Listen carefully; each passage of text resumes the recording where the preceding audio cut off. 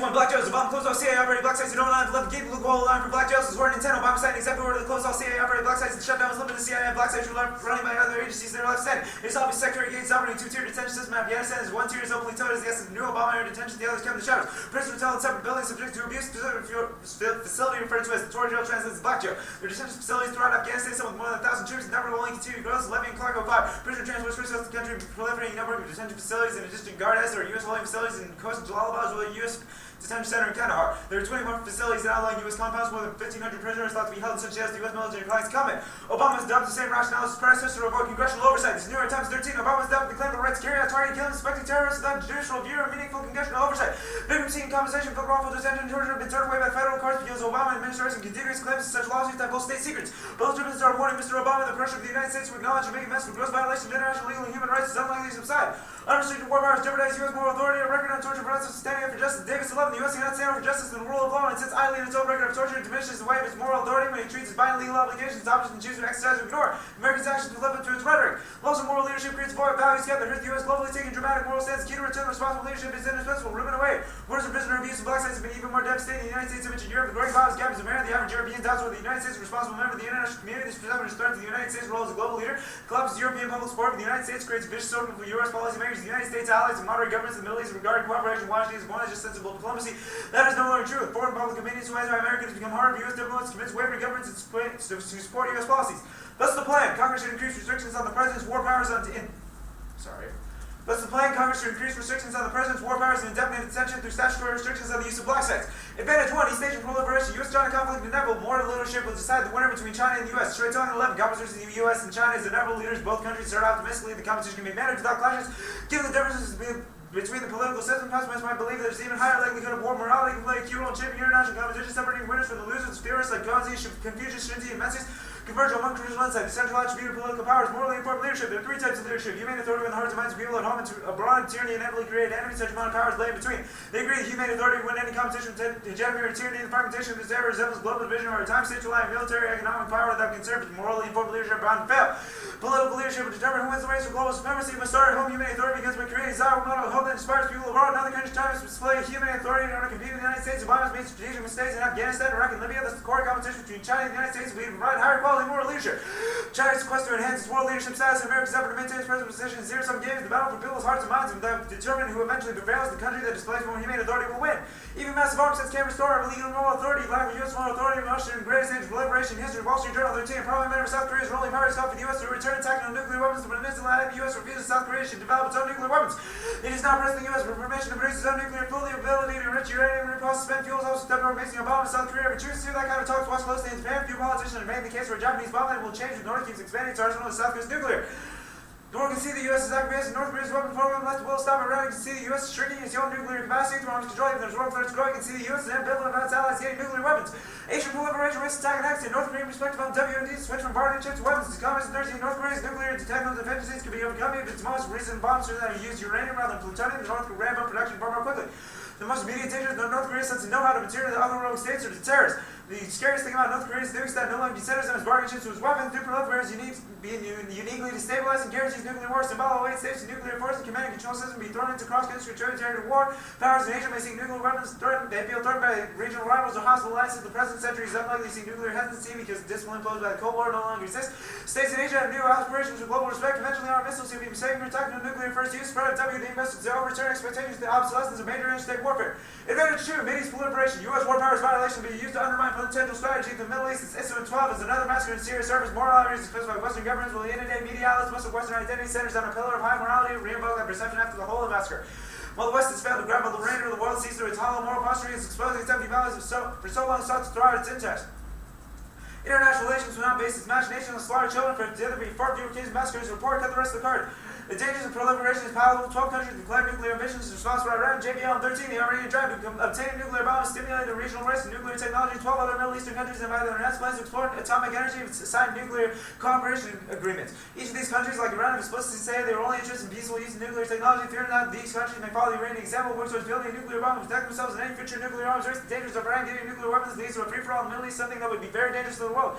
As U.S. efforts to exert moral authority through military angles fail, crises increase for multiple nations in the Middle East. Wall Street Journal 13 Saudi Arabia's enough planes would build 16 reactors, plus the number of nuclear inspectors they would take the need for both civilian and military use. The world's largest oil exporter is not a nuclear power for electricity. Now this is the UAE, which is nonetheless building a nuclear power plant. Syria tried to import nuclear energy capacity into Israel, blew it up in 07. Turkey and Egypt are also likely to see their own nuclear return if Iran isn't stopped. All this is currently Mr. Obama's pursued the most aggressive nuclear arms control agenda since the 70s. We're looking because of it. In April 09, the president declared reducing nuclear stockpiles. Will they give us greater moral authority to say Iran don't develop nuclear weapons? The impact of nuclear war, Sokolsky 09, combined these proliferation checks, one can easily create the perfect nuclear storm. Small difference between nuclear competitors that would put all actors on edge and overhang of nuclear materials and potential new nuclear actors developing weapons in the wings. Nuclear rivalries could easily be much more intense. Relations between states could be far less stable. It's small developments can easily prompt nuclear weapons deployments, strategic consequences, officers, strategic misuse of nuclear war. In a world every quarrel may lead to a violence of kind quite different from what is possible today. We may succeed in the future than now the proposed nuclear abolition of the Greeks would ever want.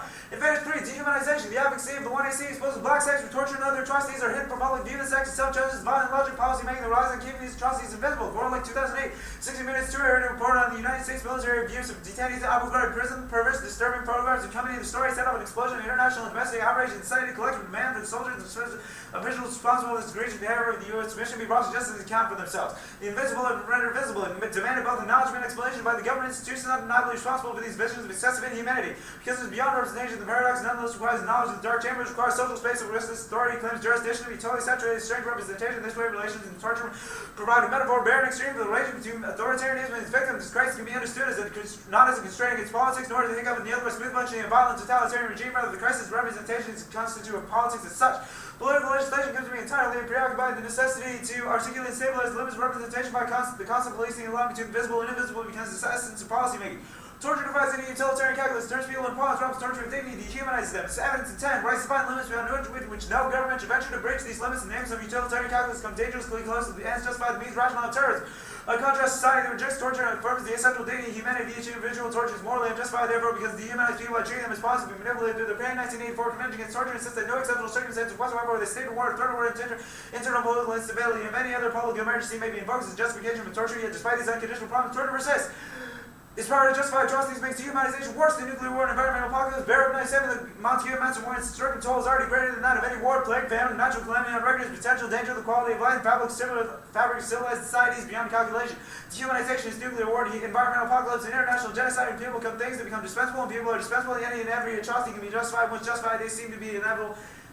For every epoch has evil, and dehumanization is evil's most powerful weapon. Torture represents the total degradation of the soul. The victim greatest violation, maximal worse than death, living away. The experience of acute pain is itself degrading because it collapses our world and reduces us to mere prisoners of violence. The torture is control of the other streams of pain and death. He's the master of flesh and spirit, life and death. When it's happened, the torture is expanded in the body's fellow man, extinguishes what was the spirit, fear, humiliation, degradation, and horror multiplies to the physical sensation, cruel treatment. The precariousness of life makes it essentially comprehend the value of life before we are able to save any lives. But or not, if we take the precariousness of life as a point of departure, there's no life without the need for shelter and food, no life without dependency on wider networks of sociality and labor, no life that transcends integrability and mortality.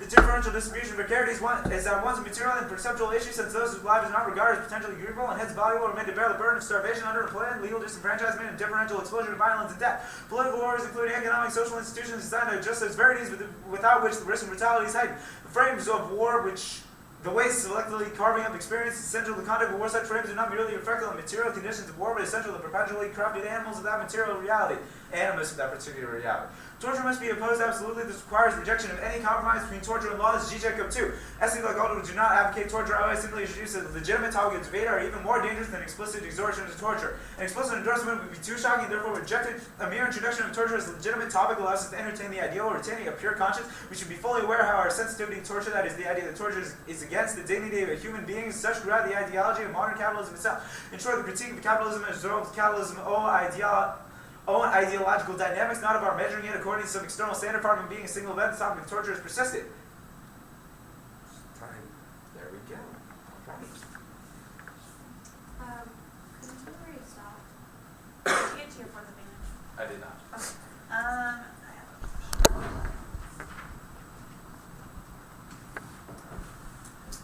Okay. I have a question. Okay. Here's my question. Okay, through your statutory restrictions, is this through law? Yes. Through law, okay. And then I have a question about your Bourbon 97 card. You say that power just, can you just explain that card for me, please? Power to justify atrocities makes dehumanization worse than nuclear war. Yeah, how does making dehumanization worse than nuclear war? Because the fact that dehumanization is occurring and its destruction toll that we've already justified, it makes it so because this kind of dehumanization is okay, it lowers our value to life, and therefore... But how is that worse than nuclear war? It justifies it. And therefore it allows for it, thus it predates it, which makes it worse. Okay, and can you explain, can you explain your proliferation advantages? Can you explain that for me, please? Okay, so basically our Shui Tong card says that moral leadership will decide the winner between China and the United States. We're basically saying by closing down these black sites and being able to have higher moral authority in the world, we will be able to limit the amount of proliferation. But how are you, How are we going to get higher moral authority? Because if we close, like we said, our But actions how must does- live up to our rhetoric. But how does a higher moral authority help your advantages of proliferation? Because China does not have the same goals of limiting proliferation of people. Okay, so it's like a by example. It's so we can establish our own authority that other countries will listen to us and just not proliferate. When you say the Mid-East, I'm assuming you're talking about like Middle Eastern countries, like Yes.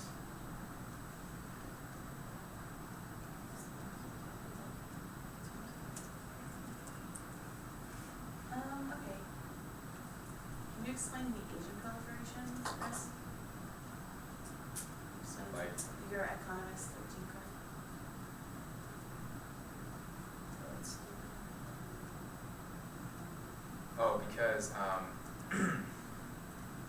it's saying that the Asian theater is unstable right now because North Korea has shifted from thinking about WMDs. It switched from using them as bargaining chips to them as actual weapons. So we're saying the Asian theater is very unstable.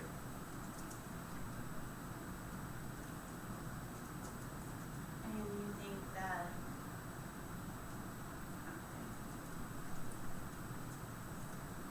It's time.